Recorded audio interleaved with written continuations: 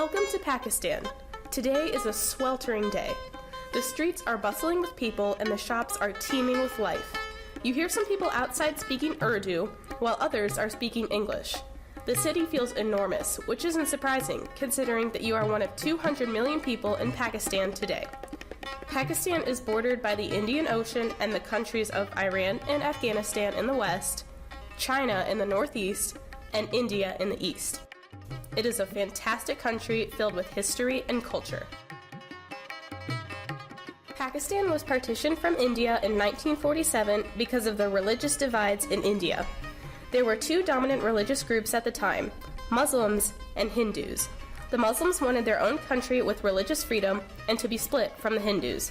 This religious difference, along with others, is the main reason for ongoing tensions between the two countries today. Pakistan is now a federal republic with a strong religious presence. Welcome to my home. Like most people in Pakistan, my house is filled with my extended family. Having everyone in one household is mainly a cultural custom, but it also saves a lot of money. Although the majority of the people live like us, there are a few people that live with their immediate family.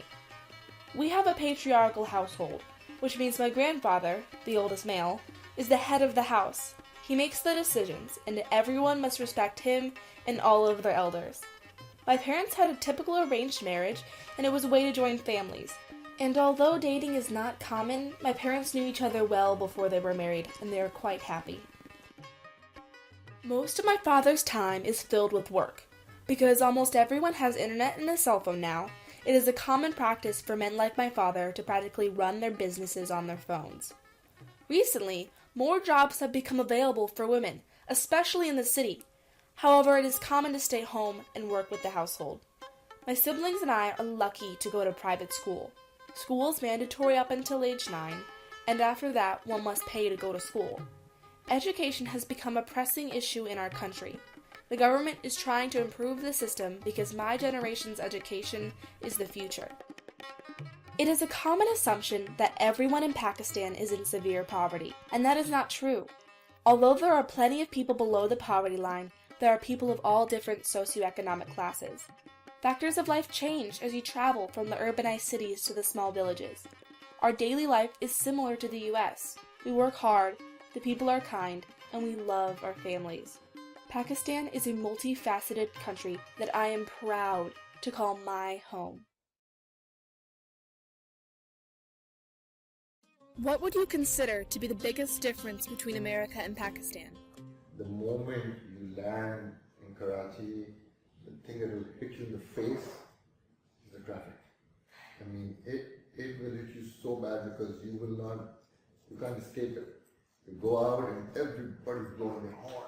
Get out of my way. And literally, a honk means get out of my way.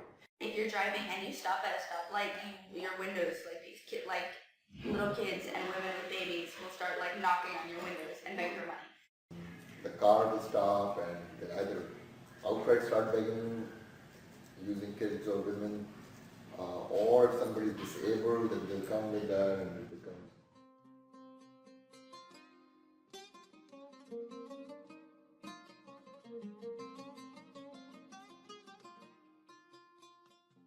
One of the most important things to know when visiting a foreign country is communication and knowing how to greet somebody. In Pakistan, men and women are greeted differently. Men usually shake hands with each other. Women generally hug and kiss each other. Men and women may greet each other directly when greeting someone from the middle class. Elders are always greeted first. Pakistani people enjoy talking about their personal history, but do not talk about religion or politics because it is very easy to offend somebody. When you are invited to a Pakistani's home, it is polite to arrive 15 minutes late and bring a small gift, possibly sweets. Because you are the guest, you will be served first, but do not start eating until the oldest person at the table has begun eating. Dinner is a very contemplative activity, so there is not much conversation. Elders usually set the tone of the meal, so if elders are quiet, it is respectful to do the same. Do not show the bottom of your feet because that is seen as rude. Eating out at a restaurant is more rare because it is more expensive. Food is a large part of the Pakistani culture.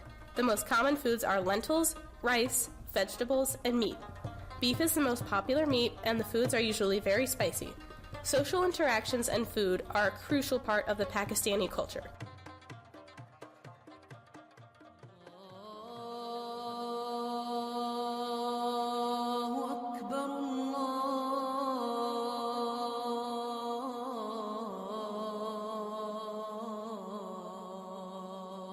Influenced by both Shiite and Sunni Muslims, Islam plays a role in the daily and political life of Pakistan.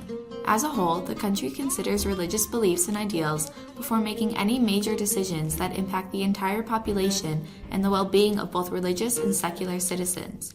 As a Muslim, one is instructed by God that simply believing in one God known as Allah is not enough to be a true Muslim. One must perform the tasks requested by Allah and think the Muslim way through all decisions. As a federal republic, this is Pakistan's goal, to live the Muslim way and support its citizens in their practices and beliefs. This allows religious Pakistani Muslims to practice their beliefs without daily life interfering. Therefore, praying 5 times a day, one of the most sacred and important acts in Islam, does not become an issue. During working hours, when it is the time for prayer, employees and advisors are flexible with allowing the men and women within their companies to go and take care of their religious responsibilities. Located in Saudi Arabia, Mecca is known as the most holy city for all Muslims. According to the Quran, a culmination of the Old and New Testament, as well as Islamic texts, Muhammad, the last and most well-known Muslim prophet, ascended on a white horse to heaven, where he conversed with Allah about the Islamic faith.